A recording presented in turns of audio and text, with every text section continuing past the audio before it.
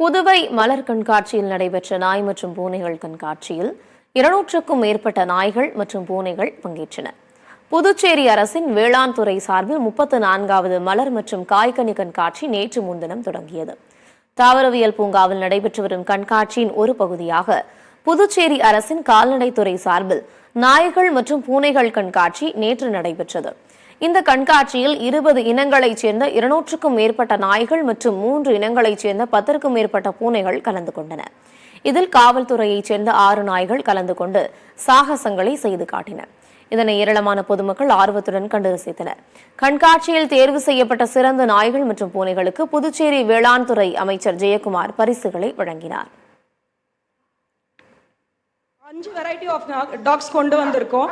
Price வாங்குறோம் வாங்கலன்றதெல்லாம் முக்கியம் கிடையாது. நம்ம ஒரு அவேர்னஸ் கிரியேட் பண்ணணும். நாங்கள் எவ்வளோ ஹெல்த்தியாக வச்சுருக்கோம், ஹைஜீனிக்காக வச்சுருக்கோம். நம்ம இங்கே வந்து பார்க்கும்போது ரொம்ப சந்தோஷமாக இருக்குது.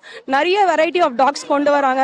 எல்லாருமே அவ்வளோ பாசமாக பார்த்து கொண்டு வராங்க. அவங்க வீட்டில் ஒரு மெம்பர் மாதிரி பார்த்துக்கிறாங்க. நாய் எல்லாரையுமே அவ்வளோ அழகாக கொண்டு வந்து காட்சிப்படுத்துகிறாங்க. இதெல்லாம் பார்க்கும்போது ரொம்ப சந்தோஷமாக இருக்குது. நாங்கள் இதை வந்து 7 மந்த்ஸாக வளர்க்குறோம். ஸோ இது பேர் வந்து ப்ளூ.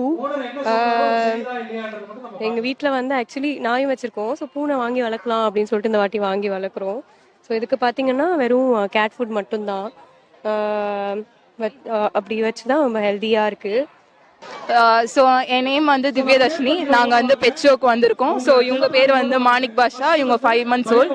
ஸோ இவங்கள வந்து நாங்கள் எல்லா வேக்சினும் போட்டு எல்லாமே ப்ராப்பராக ட்ரீட் பண்ணிட்டு இருக்கோம். அண்ட் நிறைய பேர் வந்து பெட்ஸ் வளர்த்துட்டு அதுக்கப்புறம் நடுவில் விட்டுட்டு போயிடுறாங்க. பட் நாங்கள் அந்த மாதிரி இல்லை. பட் எல்லாருமே அந்த மாதிரி இருக்கணும்னு நாங்கள் எதிர்பார்க்குறோம்.